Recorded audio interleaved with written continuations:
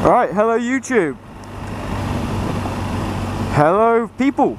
And more importantly, and which is really nice to be able to say now, my subscribers. I actually have a couple of subscribers, which I was quite surprised about given the very poor quality of the last video, but again, apologies for that. I think I mentioned it in the description. Turns out I've got an incredibly slow internet connection, and trying to upload anything that's in relatively good quality just doesn't work. But hopefully I have a cunning plan for today. With this video I'm going to get at home after I've finished off going for my little ride. This is a joy ride today, nothing to do with commuting or anything like that, just a little joy ride.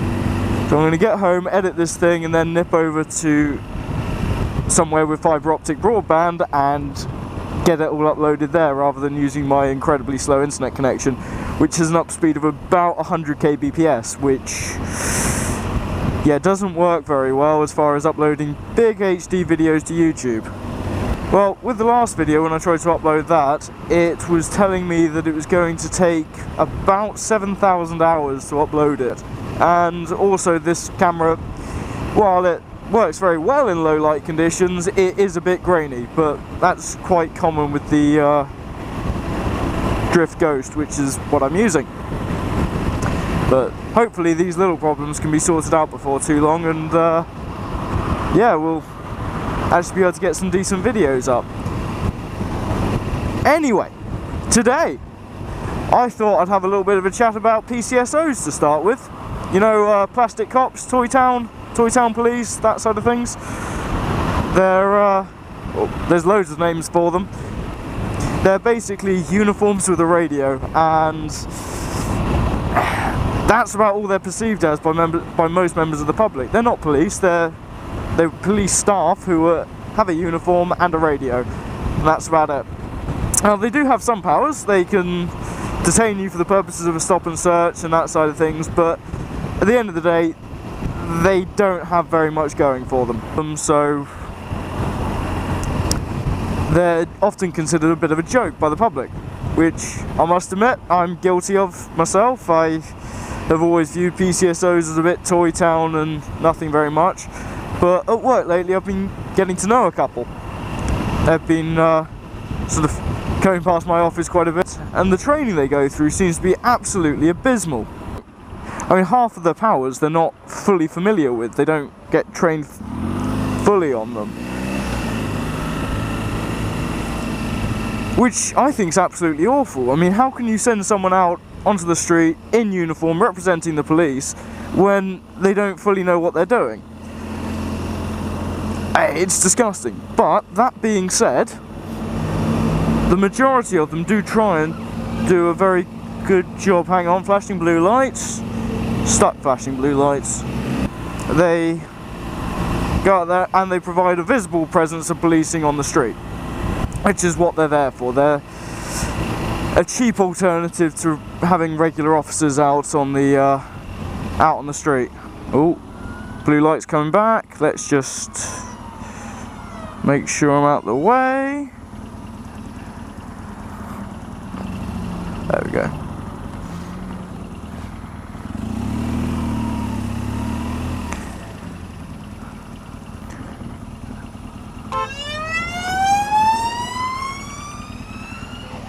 Right, I don't know what that ambulance was doing. That was very, very strange. Nice! That is a beautiful little old quack.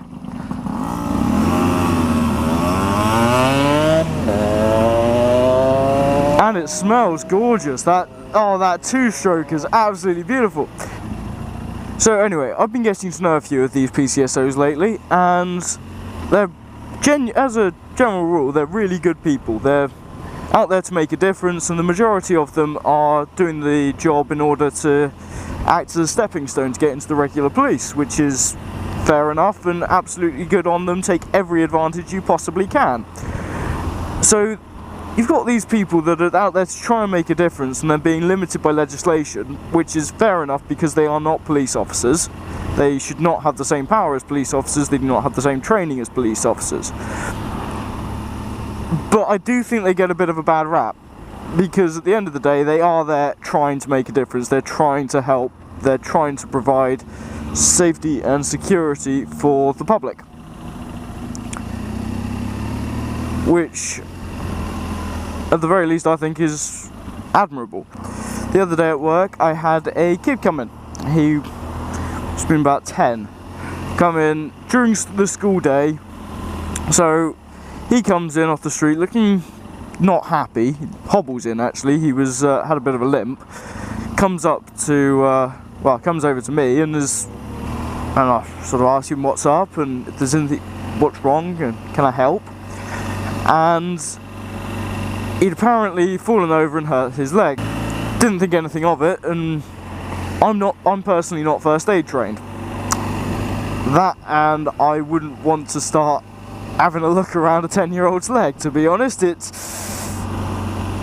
seems like a bit of a dodgy area to go into. Luckily, as this was happening, one of the PCSOs that I'm friendly with was walking past. Anyway, she's going past, so I sort of wave her over, and she comes into the office, and I explain what's happening, ask, are you first aid trained? She, yes, grabs the first aid kit that's in the office, which is handy at being there when none of us are first aid, well, none of us that were there were actually first aid trained.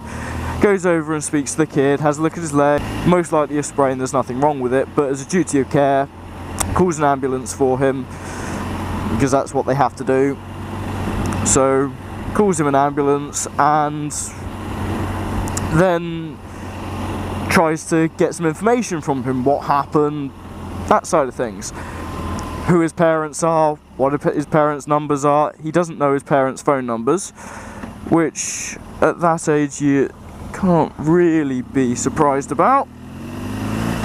So he doesn't know the contact details for his parents, but he knows the name of his school. So she contacts the school, gets hold of the parents, and yeah, takes things from there. So gets the parents over into the office, they come down, they pick up the kid. She cancels the ambulance at that point because the parents have agreed that they're going to take him down to A&E. Fine. That's is all sorted. But she was there with this kid for heading up to an hour, and had all the patience in the world for him, was absolutely brilliant at dealing with him. But after the parents had come along and taken the kid away, and well, taking the kid home or to hospital or wherever it was that they were taking him, I had a chat with her and said, wow, you're absolutely brilliant with kids, that's amazing, etc, etc. I know she's married, so I was asking, does she have kids herself? Apparently she can't stand kids, she hates them, not maternal at all, doesn't know how to talk to kids, which quite clearly in this case she definitely knew how to talk to them, because really impressed, and suddenly had a great deal more respect for, oh, whoops, I've gone the wrong way, suddenly had a great deal more respect for PCSOs and what they do, what they're there for, which was, well, quite eye-opening really. So yeah, that's the PCSOs, but anyway, on a different subject, riding in the rain. The other day, Thursday, it was absolutely torrential rain in the morning. It was horrible. All of the roads around my area were turning into streams. There was floods, small, tiny floods. Nothing like Somerset last year, but small, tiny floods around the place. And it was not entirely pleasant. By the time I got through into work, I was soaked like a soaked thing. All my gear was sodden, it was horrible. Really not pleasant. As anyone that rides and isn't a fair weather rider and rides in the rain knows, once you get to where you're going, that's when the problem starts of all your gears soaking and you're dripping everywhere and everything else. But anyway, I had my jacket hung up on the door to my office, dripping there onto the floor, feeling a bit guilty about it, but not worrying too much. So it was hung up there on the door to my office, and had been for a couple of hours because I start at 8, so it must have been about 9:30, 10 by this point. And a couple of the guys from another department walked past, and I'm quite friendly with them. They looked at me, looked at the jacket and went, "Spray, why have you got your jacket hung up on the door?" It's never going to dry by the time you go home like that. Which was a good point. There was no way on earth that was going to be dry by the time I got home. Well, by the time I left to go home, not a chance. I was like, well, yeah, but where else am I going to put? It's going to be drier than it would be if it was scrunched up in a ball on the floor. Which I thought was fair enough, and one of them turned around and went, "Well, why don't you put it in the drying room, the gear drying room?" So I sort of stopped for a second and went, "Hang on, we have a gear drying room?" But yeah, apparently in my office there is a room dedicated for drying wet gear, so bike gear and that type of side of things, which is quite a good sized room with lots of heating in there, dehumidifier, all sorts of stuff, and it's absolutely brilliant. So I had my stuff, got shown where this drying room was, hung my bike gear up in there. By the time it was the end of the work day, went up to the drying room again, grabbed all my bike gear and was like, okay, it's not 100% dry, it's not dry as a bone, but it would have been if I'd put it in first thing in the morning. But it was comfortable to wear, it was comfortable to ride in, and absolutely brilliant. So I was so impressed with where I work and the fact that they've got these facilities for you to make life more comfortable. Like bike parking, there's a large amount of motorcycle parking in our car park. They seem really geared up for getting people out of cars onto motorbikes, which does make sense when you think about it, because, well, a bike takes up hardly any space in comparison to a car, and space you could put a car, you can fit maximum 6 bikes. They're better for traffic in general. I can't remember what country it is, but one of the European countries worked out that if 10% of commuters switched to a motorbike, they'd be able to lower congestion by 30% or something like that, and then lower emissions and all of that side of things as well.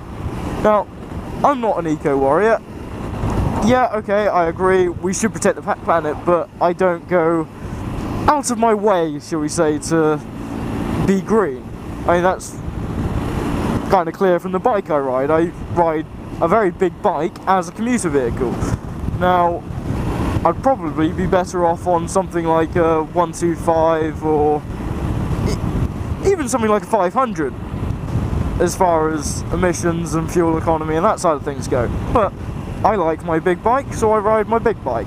If anyone watched my last video, so the first video, I did mention at the end that I'm quite short. I think I might be overcompensating here, but hell, I like it, and it gives me a big grin on my face when I get to ride this, and even in my car, when I get to play in that, big grin. That's my requirement for a vehicle. It has to make me grin. I hate cattle grids. God, it's beautiful riding through the forest. I haven't done this in ages. Riding through the New Forest is fantastic. I have not done this in absolutely ages. And just to let you know, I have no idea where I am. I know I've pulled off the A35 somewhere, but that's about it. I just saw a left turn and went for it.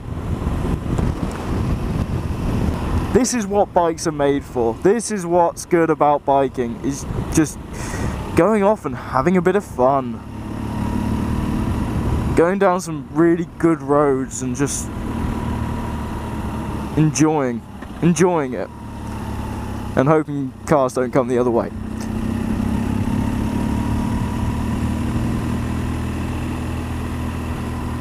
Anyway, on that note, probably quite a good point to end the video, so thanks again to the couple of you that have subscribed to my videos, well, video as it was previously.